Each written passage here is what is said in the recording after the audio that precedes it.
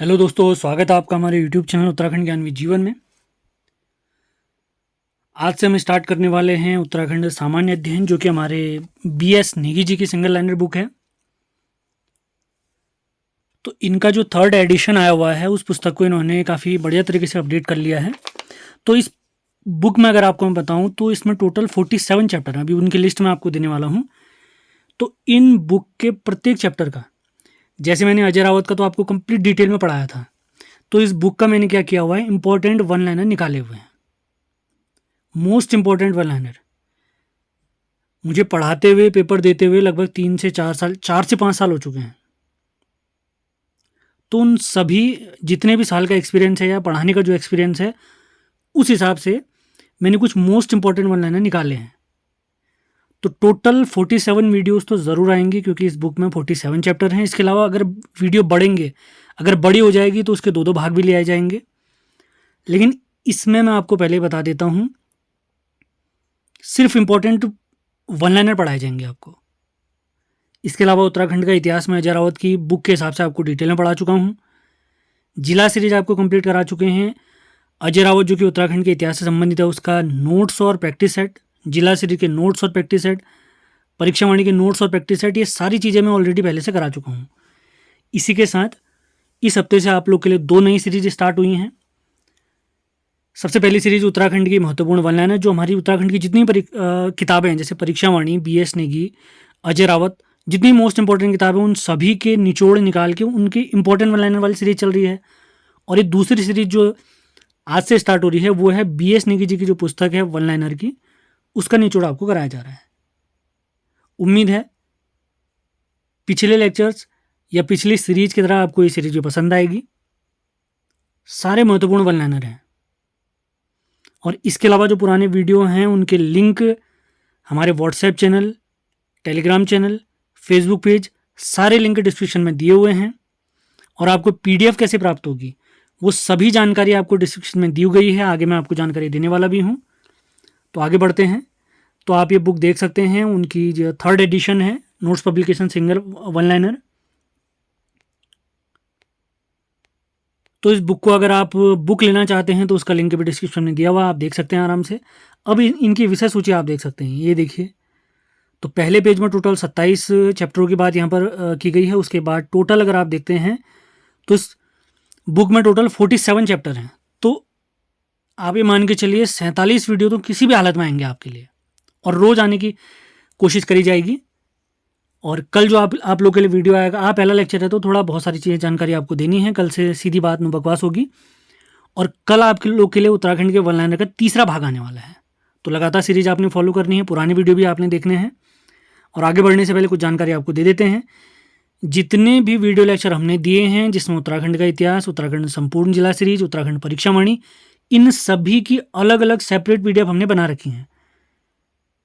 अगर आपको पीडीएफ खरीदनी है, देखिए वीडियो तो आप सभी के लिए बिल्कुल फ्री में अवेलेबल हैं। यदि आपने नोट्स खरीदने हैं, परचेज करने हैं, तो इस नंबर पर आप संपर्क कर सकते हैं। आप लोग का स्वागत है। और इसी के अलावा आधुनिक Bharat, Indian polity, Indian geography, प्राचीन भारत का इतिहास, सामान्य हिंदी, इन सभी के नोट्स की पीडीएफ भी हमारे पास अवेलेबल है। तो इन्हें प्राप्त करने के लिए आप इस नंबर पर संपर्क कर सकते हैं। लगातार तैयारी में लगे रहिए, टाइम वेस्ट बिल्कुल नहीं करना है। जैसे हम पढ़ाते बिल्कुल नहीं करते हैं, आपने अपने नोट्स बनाने हैं। तो स्टार्ट करते हैं। पहला पॉइंट है, तो चैप्टर मैं आपको बता देता हूँ। जो पहला चैप्टर है, उत्तराखंड राज्य के प्रतीक चिन्ह। तो पहला पॉइंट है, उत्तराखंड के राज्य चिन्ह में दर्शाई गई 4 जलधाराएं कौन कौन सी हैं। तो उन जलधाराओं का नाम है गंगा, यमुना, रामगंगा या काली। तो इसमें सवाल बन सकता है कि उत्तराखंड का जो राज्य चिन्ह है, निम्न में से कौन सी नदी इसमें शामिल है या कौन सी नदी शामिल नहीं है। इस तरीके के सवाल बन सकते हैं। तो नदियां आपने याद रखनी है, गंगा, यमुना, रामगंगा और काली नदी। अगला पॉइंट देखते हैं, उत्तराखंड राज्य गीत है हमारा, जो हमने 6 फरवरी 2016 को अपनाया है। अब राज्य गीत है क्या हमारा, उत्तराखंड देवभूमि मातृभूमि शत शत वंदन अभिनंदन। इसके लेखक अगर पूछते हैं तो आपने ध्यान रखना है, इसके लेखक हैं हेमंत बिष्ट जी। और राज्य उत्तराखंड राज्य गीत चयन समिति के अध्यक्ष हैं लक्ष्मण सिंह बटोही जी। राज्य गीत की अवधि अगर हमसे पूछी जाती है तो आपने याद रखना है, इसकी अवधि टोटल 9 मिनट है। जबकि इसके गायक हैं नरेंद्र सिंह नेगी और अनुराधा निराला जी। अगले पॉइंट की तरफ बढ़ते हैं। उत्तराखंड में कस्तूरी मृग, कस्तूरी मृग हमारे उत्तराखंड का राज्य पशु है, जिसे हिमालयन मस्क डियर भी कहते हैं। तो पॉइंट है, उत्तराखंड राज्य में इसकी 4 प्रजातियां पाई जाती हैं और कस्तूरी मृग का जो प्रिय भोजन है इसको केदारपाती कहते हैं। यह किस कुल का है अगर पूछा जाए तो कस्तूरी मृग का कुल है अंगुलोटा। इसका परिवार है मूसिडे। जबकि इसके गर्भधारण की जो समय अवधि है, कस्तूरी मृग की गर्भधारण की समय अवधि है 6 माह की, जैसे मनुष्यों में 9 माह का रहता है। अगला पॉइंट देखते हैं। कस्तूरी नामक जो सुगंधित पदार्थ है वो केवल, आपने याद रखना है, नर से प्राप्त होता है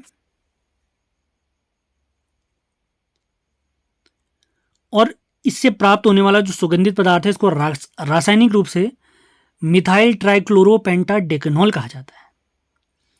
अगला पॉइंट देखते हैं। 2005 में गणना के अनुसार, राज्य सरकार द्वारा जो गणना की गई थी, हमारे प्यारे राज्य में कस्तूरी मृग की संख्या 279 है, 279। अगला पॉइंट देखते हैं ब्रह्मकमल के बारे में। ब्रह्मकमल हमारा आप जानते हैं राज्य पुष्प है, जिसका वैज्ञानिक नाम सोसूरिया वेलेटा है। तो सवाल है इसके अन्य नाम। तो स्थानीय नाम इसका प्राप्त होता है कौलपद्म, महाभारत में इसका नाम प्राप्त होता है सौगंधी पुष्प, जबकि ब्रह्मकमल को हिमाचल प्रदेश में दूधा फूल, कश्मीर में गलगल और नेपाल में टोपगोला कहते हैं। तो सारे पॉइंट आपने क्लियर करते हुए चलने, अपने नोट्स जरूर बनाएं, वीडियो ध्यान से सुने। बहुत मेहनत से वीडियो बनाई जा रही है, नोट्स भी काफ़ी मेहनत से बनाए जा रहे हैं, बिल्कुल टाइम वेस्ट नहीं किया जाएगा आपका। अगला पॉइंट देखते हैं। ब्रह्मकमल की जड़ों को पीसकर हड्डी रोग के उपचार के लिए इसका प्रयोग किया जाता है। अगला पॉइंट देखते हैं बुरांस से रिलेटेड। बुरांस के बारे में आप जानते हैं, बुरांस हमारा राज्य वृक्ष है। इसका कुल पूछते हैं एरिकेसई।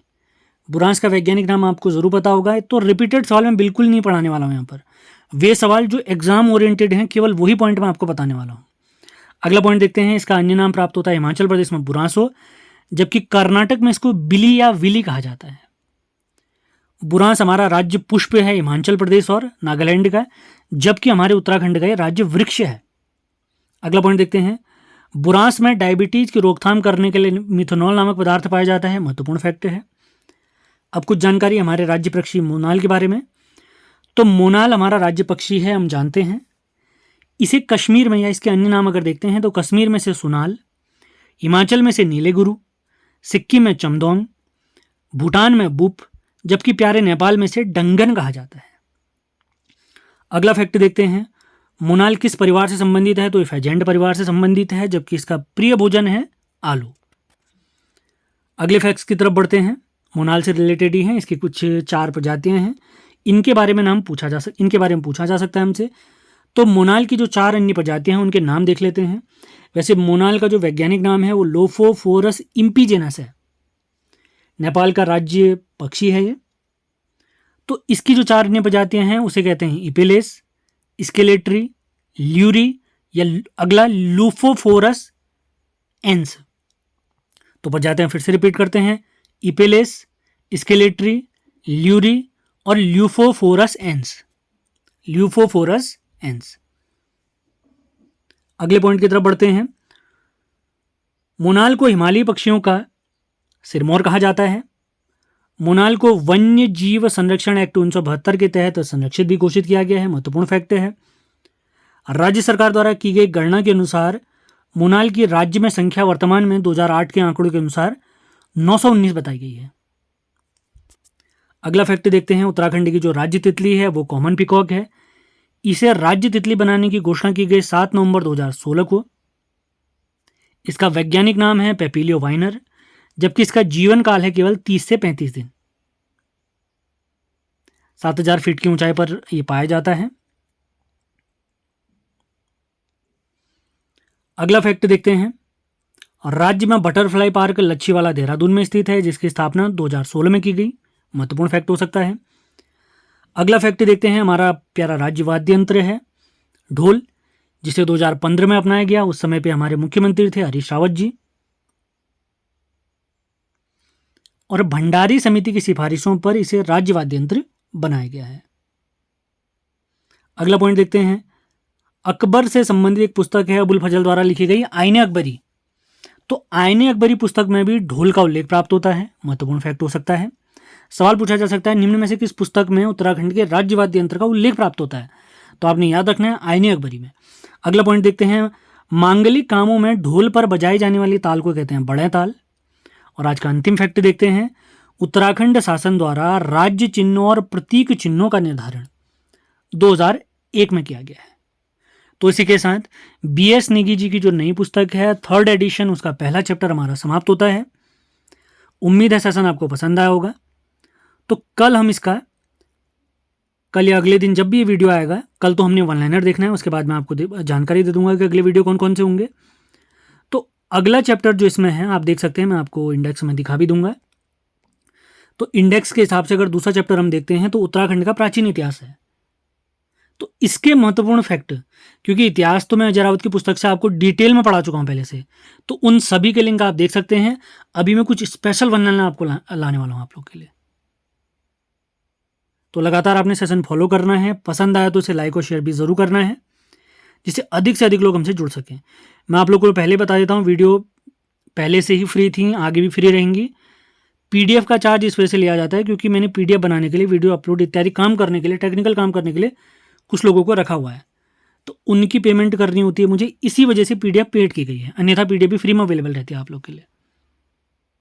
तो उम्मीद है सेशन आपको पसंद आया होगा। पसंद आया तो इसे लाइक और शेयर जरूर करें, जिससे उस हर व्यक्ति को ये वीडियो पहुंच जाए जिसको इसकी वाकई ज़रूरत है। तो मिलते हैं अगले वीडियो में। धन्यवाद।